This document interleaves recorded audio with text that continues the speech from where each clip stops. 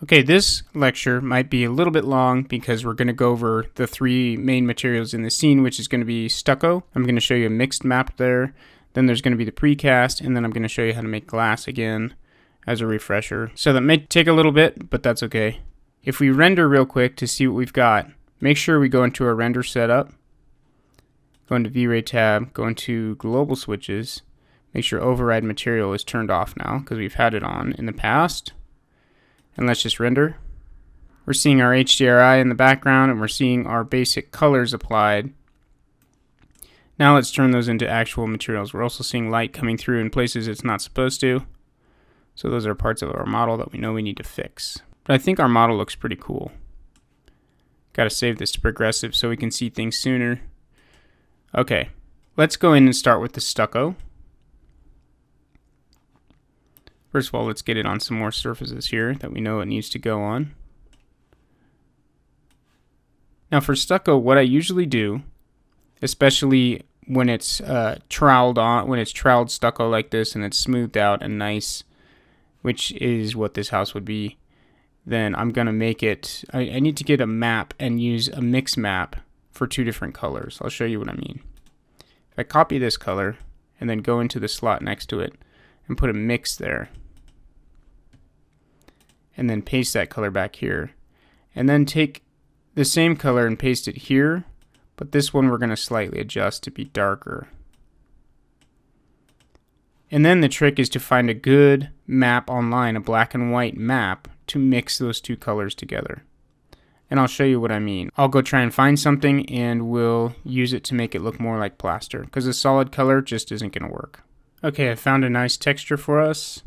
If you click here on the mix amount, then you can actually put a map in there for it and select any kind of map you want. We want a bitmap, and then navigate to the place where it is found.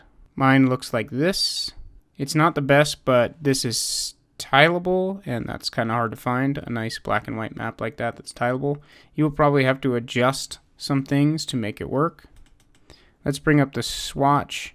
You can see it's not working right now, and that's because the real world size is set to 1 inch and 1 inch. Let's turn down the blur on it, because we don't really want any blur going on. I usually set this to about 10 feet by 10 feet, and this will depend on your map, obviously.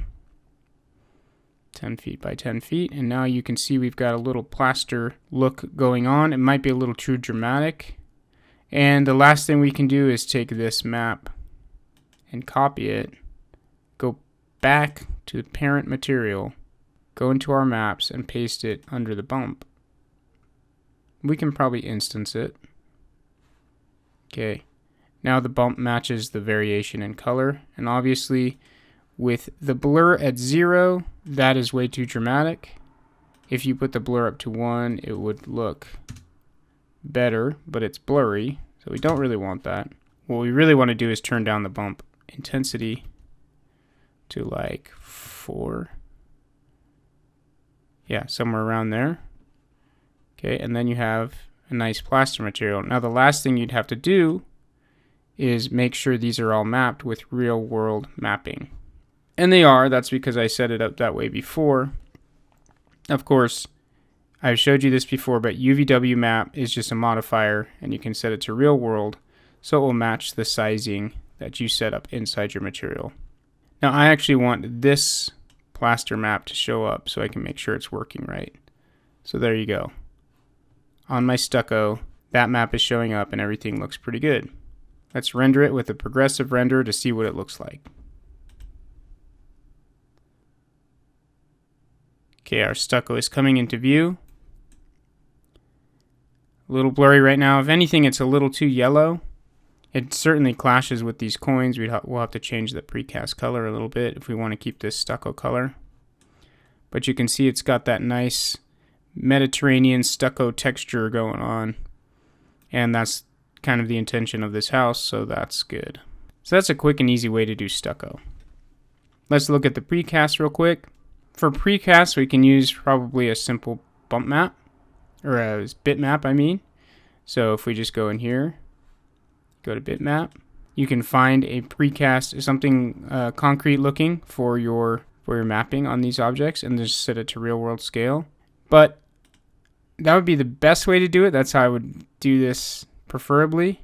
But let's try and do it with a procedural map so that you can see kind of how to do some of those things. Let's just use a noise map.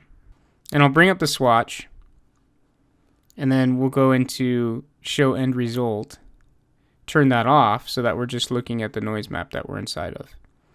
And let's just take these two colors in here and make it something that we want for precast. So there will be the base color and then something similar but maybe slightly darker.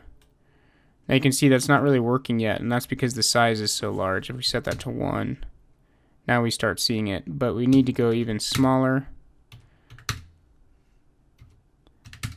somewhere around there, like 0.3. Okay, so that looks okay. That looks like a nice base kind of concrete looking material. We need something more than that because that's going to look too basic, too boring, and not realistic. So what you can do is build up layers on top of this by going back into this noise map and then clicking here where it says noise and hitting composite. And that will give you the option to keep the old map as a submap or discard the old map. We want to keep the old map as a submap, which just puts it as the bottom layer of this material, this new composite material. And you can add new layers on top of that by pushing this small button here. And then you can put whatever texture you want on top of it. And you can blend them together. So let's look at like this dent material. That's not very good. So clear that out. Let's look at smoke. That might be all right. Let's change the size and then change the colors. Actually, we can leave the colors there for the moment. And let's just do an overlay. Okay, obviously that's not good. We can put the overlay to like 5, 6, well, maybe 20. Okay, that adds a little more variation to our concrete. That's not bad. It's not great either. But the only way to test it out is to render it. Let's render just a region. So the composite map allows you to overlay things like just like in Photoshop with blend modes. And so you can build up a lot of texture that way. And you can see there's a little bit of texture going on in our precast concrete right now. It looks okay. It looks decent. One thing I think we should definitely do is the V-Ray dirt material added on top of it. That will bring out some of the cracks. So let me show you how to use that. In here, we can add another layer. Click on the slot, go to V-Ray dirt. And V-Ray dirt is, think of it like ambient occlusion, if you know what that is. It picks up all the edges and the cracks and makes them darker. So the default settings will be fine here. We can leave it in ambient and occlusion mode. What we need to do, 10 inches is the area it will kind of search to try and figure out where to put more darkness. The occluded color, that means the color kind of inside the cracks and on the edges, is going to be black. And the unoccluded can remain completely white because we are going to just set that as a multiply. And multiply is a blending mode that, if you don't know what that does from Photoshop, it makes it so that only the pixels that are darker than the ones below them will show up, and they'll multiply against everything below it. So it'll be this light gray times this black, and so the black will show up and be darker in those areas. Anywhere where it's white, the color will remain basically exactly the same. So with that V-Ray dirt on, let's take another rendering, adjust our region a little bit, and then render, see if we can get it to show up. Okay, so it is working, but it's working a little too much, obviously. In places like this, if you have backwards normals or anything like that, it's going to show up all black, or double faces will show up all black. So you have to be wary of that. But right here, it's working quite well. It's bringing out those edges really nicely and making that concrete look a little more worn, which is good, but probably a little too dramatic in this case. So I'd have to go in and adjust and turn some of it down. But that's how the V-Ray dirt works. You can just multiply it on top of other things, or you can use it as the main map also. I'm going to go and adjust some settings of V-Ray dirt and then show you guys what I did. Okay, I've made some adjustments here on the V-Ray dirt, and I think it's working pretty well. One thing I did is change the radius so that it's not going out so much. That cleared up some of this black mess and everything like that. So it's only searching out 2 inches. And also I changed the main thing that I did is add a map to the radius. So that's overriding this up here, and it's taking a map instead. And what I did is put a noise map in there that looks like that. So where there's white, the dirt will be taking effect, and where there's black, there is not. It is not going to be taking effect. The size of that noise map is set to 10, and that can be adjusted, obviously. And then I went into the output of the noise map, which is found down here. It's just a black and white. But if you have this turned off, you'll see the difference. Enable color mapping is turned off. It looks very dull. If you turn it back on, then this is like a curve in Photoshop. So we're taking those pixels and pushing them more towards just solid black and white. You do that by adding a point, and then you can move it wherever you want, like that, like a Bezier curve. Okay, so that's basically adding contrast to this, so it's a more stark contrast between the black and the white. So something like that. And then the only other thing I did was turn down the opacity of this multiplier on here. So it's multiplying on top of there, but I put it to 60 intensity instead of 100%. Now when we render, let's do a render of just this region over here, and you'll see that the dirt is no longer taking place everywhere, that ambient occlusion look.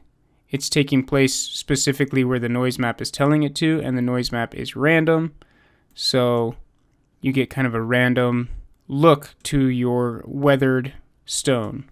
Okay, so it's not perfectly weathered everywhere in a uniform way. It's now got kind of a more random look to it, which is good. That's great, because that's how water and things would work in nature. It would make that thing wear unevenly, which is kind of perfect.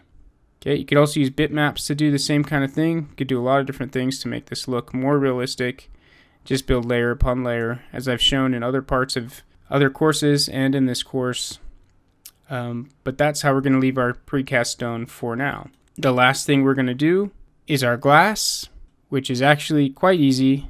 Let me just run you through how I do a basic glass one more time. Important thing, diffuse should usually be black unless you have a very tinted colored glass. If it's just a clear glass, it'll be black. Set the reflection pretty high. You set the reflection pretty high and bring up your swatch here. Show the background so we can see what kind of reflection we're getting. Fresnel reflection should be on for glass, but we can unlock it and turn it up.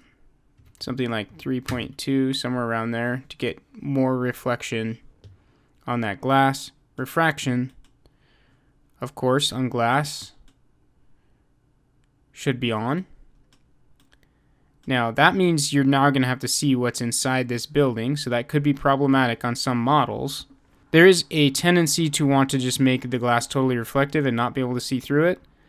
That's problematic if you're wanting to make a realistic rendering. So I suggest making it refractive and putting at least a box or something behind there to keep out the environment light so that it looks like that window's actually see-through. Okay, so you don't have to make it super refractive. Now if you put the slightest of color on this, that will really affect the color of that glass if you put any color on your refraction here. I don't suggest doing that because glass really doesn't have any color. It's just reflecting and letting light through. That's all it's doing. So our glass swatch looks like this so far. Make sure that your index of refraction is set correctly. So right now we're at 1.6, which will bend the light quite a bit if this is a flat plane of glass, which I believe it is. Okay, there's no thickness to the glass here, which means that the index of refraction won't really work. If there was thickness to it, 1.6 would be great. Since there isn't, we can set that to 1.01 like that. Okay. And making flat glass kind of messes up the index of refraction. So that's why you need to do that. Otherwise, you'll get some weird bending going on. And then, of course, effect shadows should be checked so that light is going right through that glass. That's exactly what we want. And that's really all you need to do with glass. I mean, it's very simple. The only other thing that I do sometimes is go into maps and add a bump. and put a basic noise at the size of about 25, that's fine, and just leave it all default, and put the bump to maybe 1.5 or 2. And what that does is bend the reflection a little bit, because if you ever look at glass, especially a giant glass building, a giant sheet of glass, you'll see that things don't reflect perfectly on them like a flat mirror.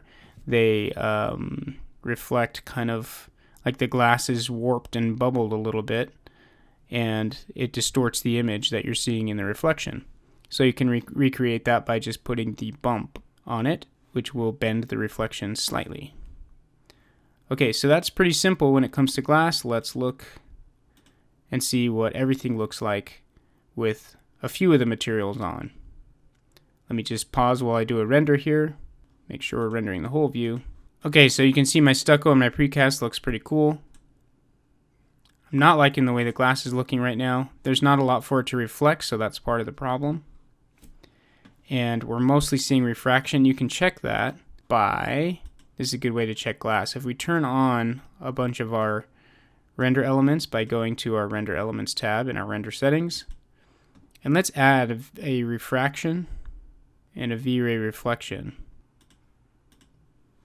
Okay, now when we render, it'll show us what the refraction and what the reflection look like, split apart from everything else. I can tell already that my refraction is too high for this scene. There's nothing back there right now, so I don't really want to see that too much. So let's set it about there and see what we get. And we can check them individually now because of our render channels.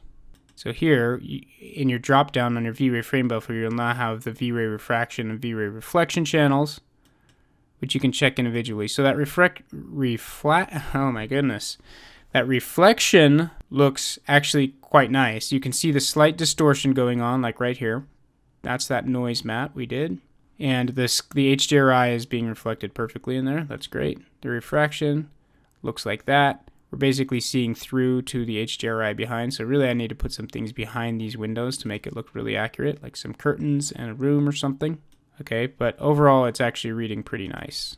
There's my glass. Okay, I'm liking this look so far. This is great. If anything, my precast might be a little too dark, so I can go in and adjust that. And then it's just about applying materials to everything. And it's going to look really nice, I think. I like the lighting we set up. That gave us a good base. Our composition is fine. And now just adding realistic materials is really going to make this image look great.